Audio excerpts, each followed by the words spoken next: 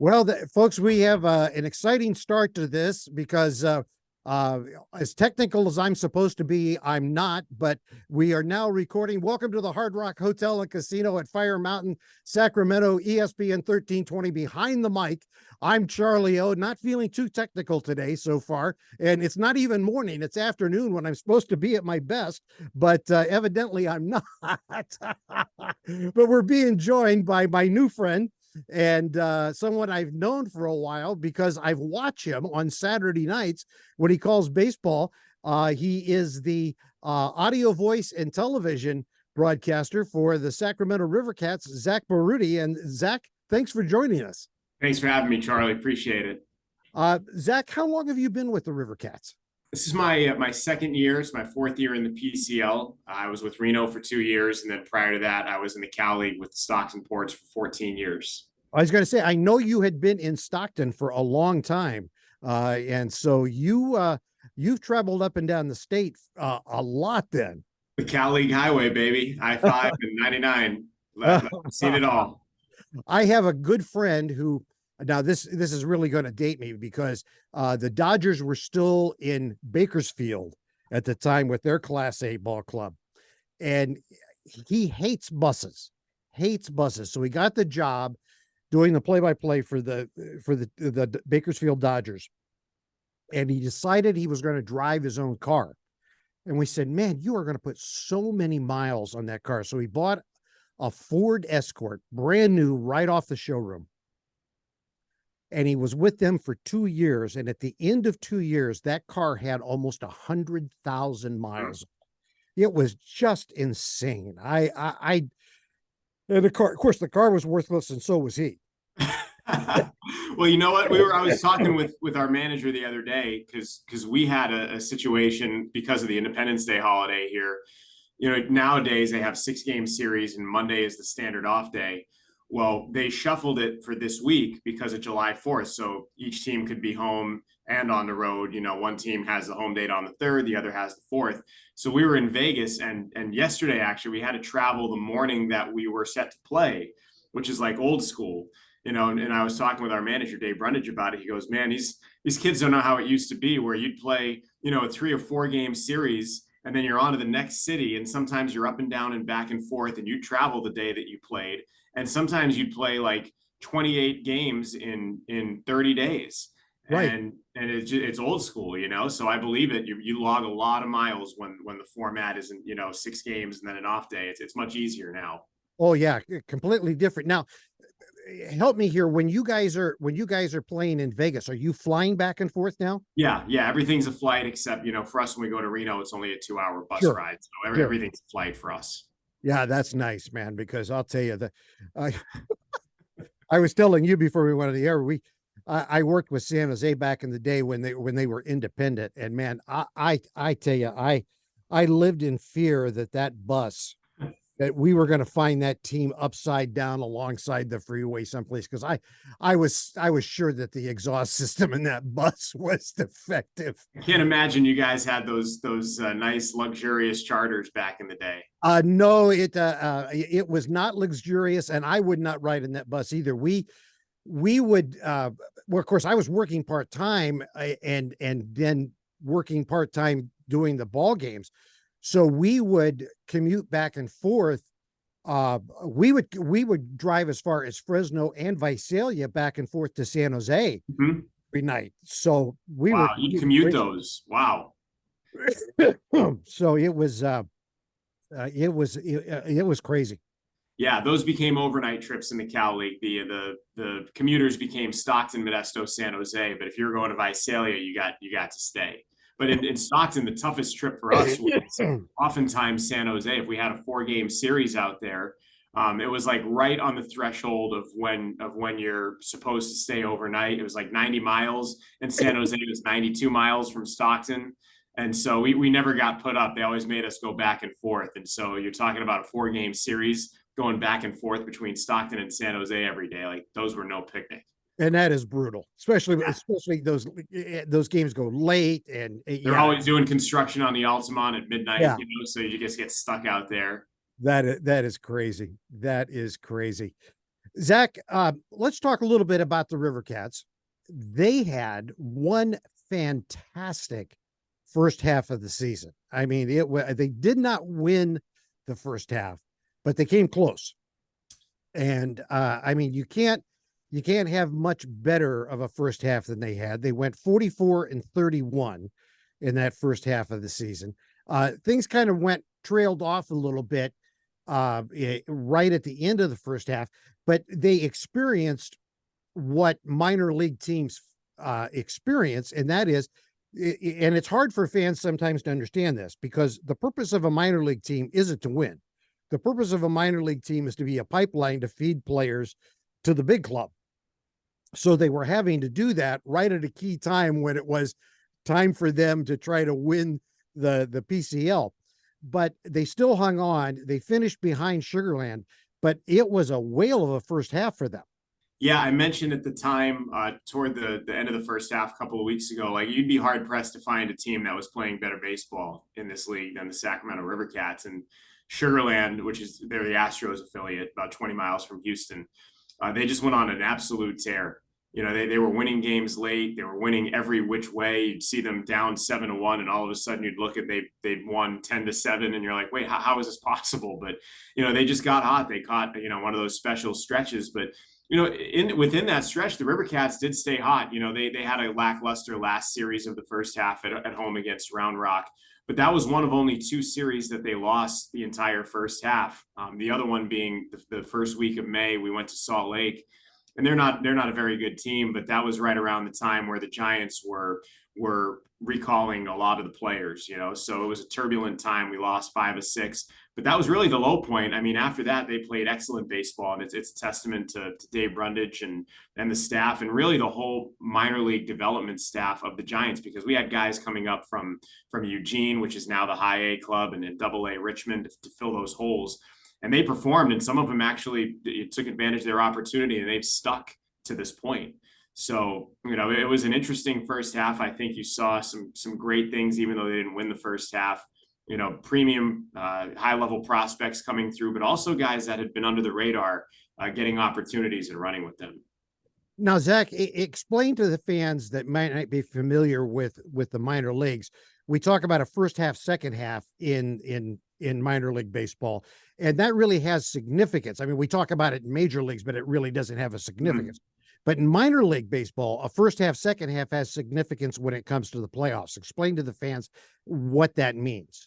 Yeah, so this is actually the second year in this league they've gone to this format. Prior to that, like up through 2022, it was the best overall records. But they went to the half systems last year, which we had in the Cal League. I don't know if you guys back in the day had it in the Cal League, but every year I was in the Cal League, we had it where, you have 2 halves of the season, and the reason being that you'd have the draft and you'd have an infusion of new players and guys moving up the chain. And so they kind of wanted to hit the reset button midway through the season. So if you're having a bad first couple of months, you wouldn't be stuck with that throughout the rest of the year, and then the fans could get engaged that way. But if you win in the PCL, if you win the first half, you get to host a best of 3 with the second half winner. So, if we won the second half, we'll go to Sugarland and play a best of 3. And then the winner of that goes to Vegas for a 1-game AAA national championship with the winner of the International League.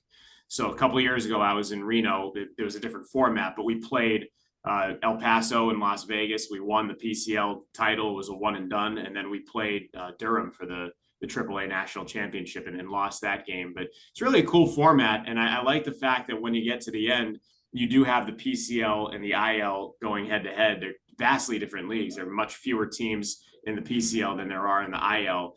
My hope is that, and I think that's going to happen, they're going to cross over and do some interleague play in the coming years. I think it only makes sense. I think you're going to have, a team like the Iowa Cubs or the Worcester Red Sox come out here, or the Yankees affiliate, and you're going to have big crowds because, fans of those teams live out here. It's a great way to grow the game and not see the same 9 teams throughout the season. But that's kind of the thought behind that format. I think it's a good one. Yeah, I think so too. I love the because it's like you get new life halfway through the season. I mean, if you had a tough first half, you get a little chance to reboot and have a shot in that second half of the season. Who were some of the players that stood out in that first half to you? Gosh, I mean, some of them are up in the big leagues right now. You know, the two that come to mind are Elliot Ramos and Brett Wisely. And anyone that followed the River Cats last year, and I said this going back to last year, I thought Elliot Ramos could have gone up and been an impact player the second half of the season last year. I know it was kind of a different regime as far as the manager and the coaching staff, but I thought Ramos was well on his way last year. He had a series in July around this time in Salt Lake City last year where, I mean, he just went on a tear and he was doing damage at the plate, and he looked different. And I'm thinking to myself, man, this guy's been around. He's on the 40 man. How come they haven't just gotten him up there? And, you know, it wasn't like the Giants were going to win the World Series last year. I thought it was going to be a great chance to give a guy like that some run. You know, Brett Wisely developed a lot here last year, and I think you're seeing Brett Wisely come into his own. They adjusted his swing. I think they changed his swing path a little bit at the start of this year, and it resulted in a lot more contact being made. So those two guys in the first half are guys that stand out to me, having been impact players, and now they're impact players with San Francisco. So you get done with the first half, and now we start the second half. Second half of the start has been a little rougher than the start of the first half. And what has been the difference? What the second half started off a little rougher. Why is that in your opinion? You know, I think so. We started the second half in Las Vegas, which is a tougher place to play, tougher in terms of, you know, it's a tough place to evaluate. The ball flies. You know, if you're a pitcher, you can give up cheap home runs there. And it was kind of that type of series. Like we lost the first game 11-0, ripped off 3 wins in a row, and then they won the last 2. And I think splitting a series in Las Vegas is actually kind of a win. And then, you know, we're 3-4 in the second half. That other loss being last night, where, as I mentioned, we traveled early morning. So as we played a night game in Vegas Sunday, we left the hotel at 6:30 in the morning to go take a flight. Got back here at about 11 in the morning. You know, guys kind of went and had a couple hours to get their lives together, and you know they had late workouts, and then played another game and almost got no hit actually. So it showed how tired they were last night. I think it was just a rugged stretch.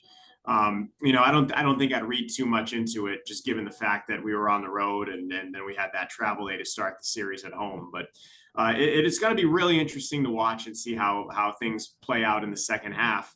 You know, there are guys here on the Giants 40-man roster, obviously guys that are up there that might be back and forth, and that's kind of what makes this level very interesting. Like from week to week and even day to day, you just never know. Like I throw my roster out after every game and I just pick up a new one the next day because you just never know who's going to join, who's going to be gone. Let's talk a little bit about that game last night, because you talked about they almost got no hit. I mean, as only can happen in the minor leagues. And I love it that you flipped to your scorecard. Yep, right here. You know, 4 pitchers, 1 hit, 17 strikeouts, 2 walks. Diaz starts, no hits for 6 innings. And of course, almost impossible for a minor league pitcher to wind up with a no-hitter because they're not going to let him throw that long. But 13 strikeouts, 2 walks. Had the River Cats seen this guy before? One time, actually, and it was recently. It was a couple weeks ago. It was his AAA debut. We were up in Reno, and he had 1 strikeout in 4 innings. You know, the stuff jumps off the page for sure. But you know, the River Cats kind of didn't really handle him per se, but they weren't overwhelmed. And I think now you're seeing, for as far as Yelber Diaz, the pitcher for Reno that you were referencing, he's one of the top pitching prospects in the organization. I mean, and he's got the goods, man. He's like 96 to 98. He had a nasty slider working, also a curveball. And given the fact that he was facing a tired team and brought that kind of stuff, and Reno was fresh, by the way. They played a 1 o'clock game at home on Sunday, and then they just had to take a bus down here. So they were way more fresh. And they had a guy going that had electric stuff. And I mean, he was awesome. That was the best performance we've seen from an opposing pitcher all year in terms of the results and the stuff.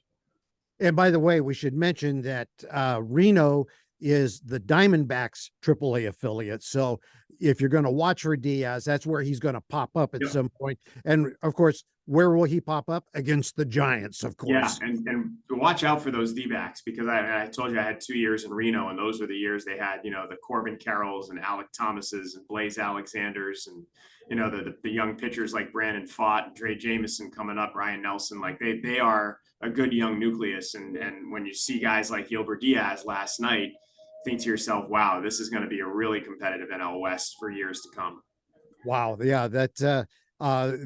They seem to have a really solid minor league system. I was up in Reno last year at the end of the season and had a chance to see him. And I was pretty impressed with the core players they had. Yeah, and what strikes me is I think that everyone in that organization is pulling the same rope, and it's not that everybody thinks the same way, but they're all pulling the same rope. I think they've done a great job of getting guys that are baseball guys, not so much analytical guys, but they have great analytical guys. But they really meld those two areas together, like the analytics side and the old school baseball side.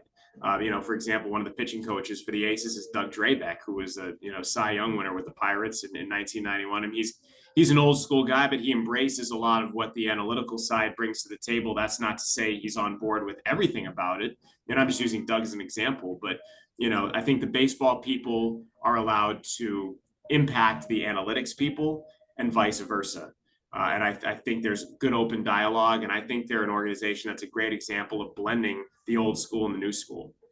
And Doug can't be that old, because I think I saw him pitch his rookie season, so he can't be that old. I think he retired. Yeah, I think he retired in 1996. He said that when he retired, I think he was with the Orioles this last year. When he came out to warm up to start a game, he would warm up to the Mission Impossible theme song, because he said at that point it was Mission Impossible for him to get through an outing.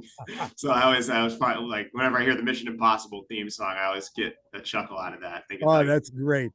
This is the ESPN 1320 Behind the Mic, sponsored by Hard Rock Hotel and Casino at Fire Mountain, Sacramento. He's Zack Bayrouty. I'm Charlie O. We're talking Sacramento River Cats. Zack, let's talk about some fun things that are coming up, because you mentioned it is a holiday weekend. Holiday weekend's going to get started early on Wednesday with a Wet Nose Wednesday. Now, let's explain to folks right away what a Wet Nose Wednesday is. So Wet Nose Wednesday. So I think, I don't know, if we might be doing Wet Nose Wednesday this week, because Wednesday being tomorrow is the 4th or the 3rd of July. So that's our big Independence Day Eve celebration. So it's a 7:00 start. I don't know if it's going to be a true Wet Nose Wednesday, because then we go to Reno Thursday, Friday, Saturday. It's a 6-game home and home, but every Wednesday is a Wet Nose Wednesday at this ballpark, which is you bring your dog, and you can, with the purchase of a ticket, you can bring your dog for free, and you sit out on the hill. And it's just a great night where, folks and their dogs come out. We get some great shots of it on the TV broadcast. Like, who doesn't love seeing that? And it's a great time for the dogs. You think about, I have 2 dogs, and, it's tough to get them out sometimes, but when you can bring your dog to a game and put them on the hill and be social with other dogs, like, it makes for a really fun night. And it draws a lot of people out to the hill because they just want to pet the pups. So it's a great night for humans and dogs to just kind of commingle together. That's fantastic. And then, of course, on the 4th, there's another activity at the ballpark, right? So the 4th, so we're going to be in Reno on the 4th, and this is where it kind of gets weird this week. And this is the only week where it's going to be like this. But for the sake of us being able to have a big fireworks show, and Reno being able to do the same, they have us home tomorrow night on the 3rd. We'll actually bus up to Reno after the game and play. We'll continue the series in Reno the 4th, 5th, and 6th. And that's kind of an unconventional way of doing things. It's usually 6 games here, 6 games on the road. But just for this week, that's kind of the way they've so you have it. This is the one time you have a 3-3 split. So yes. Yep. Wow. Okay. Yeah. Right, so I mean, those July 3rd and 4th dates are obviously they're the lifeblood for a lot of the minor league franchises. Oh, yeah. Maybe not so much in this league, but especially at the lower levels. I mean, they're counting on the gate and all that. So it's important that the teams have equal opportunity to have those big fireworks crowds. Hey, listen, you're talking to a guy who used to deal with Uncle Tony's grocery giveaway Thursdays, man. So at San Jose Muni. Uncle And Tony's grocery giveaway Thursdays. yes, I yeah, like from Joey Franco's PW Markets. Not, I don't want you to think I ever had to promote that. You never forget those things, do you? Never forget those things, man. Ever, ever. Let's talk a little bit about how people can hear you. First of all, I want you to know, and this is not blowing smoke, I really enjoy your broadcast. Thank you. That means a lot. I enjoy watching you and Steve on Channel 31 when you're on the TV there. I don't have to drop in, and I do, so that's a compliment to you right there. Thank you. Steve's great. Steve and Amy G's on there too, and they're both great to work with. Yeah, I enjoy them both. But tell folks how they can catch you when you're not on Channel 31 and follow the team and your broadcast. So the audio stream is on rivercats.com. You go and you just see there's game day audio. And when we get close to the start of the game, there's like a little headset icon. You click on that. It's just listen live. And that's how you do it. And you can stream it to any of your smart devices. And when we're at home, I also do the television simulcasts on the Bally Live app, MILB.TV as well. But if you download Bally Live, they have all of our games for free, and you'll get my radio audio behind the pictures. And that's the one we direct in house. And then, as you mentioned, on Saturday, we're on KMAX 31. So that's television only. And you can watch it the same if you're local in Sac. You can watch it on Channel 31. If you're anywhere else, you can watch it on the Bally Live app, and you'll get that KMAX broadcast. So those are the ways to listen. And if we're on the road, I'm always on the radio, and the rivercats.com is the way to listen to that. Well, that's fantastic. Well, Zach, real pleasure to have you. And as we talked about, this is not the last time Zach is going to join us. We have kind of a new promotional relationship with the River Cats, and we've got some exciting things for you as fans that will be coming up here very shortly, as a matter of fact. And you're going to want to be listening to the insiders, D'Lo and KC, watching all the socials that are going to be coming up, some opportunities for you to do some really cool things out at the River Cats games that you're going to want to be a part of.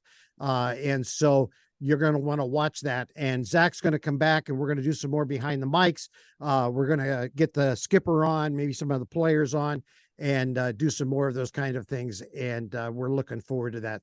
So Zack Bayrouty's been with us. Zach, again, thank you. You got to come up to the booth, Charlie. Like, I didn't know you used to be a booth rat. You got to come up to the booth and hang out. Hey, listen, the only thing that might happen is you might find yourself out looking for hot dogs while I take over the mic. So I'll tell you what, I do enough innings. I'll take the break. Absolutely. Well, you might have to twist my arm. Okay. There you go. So anyway, this has been ESPN 1320 Behind the Mic, brought to you by Hard Rock Hotel and Casino at Fire Mountain, Sacramento. We thank them. Zach, once again, thanks for joining us, and have a good broadcast tonight. Thanks, Charlie. Appreciate you, man.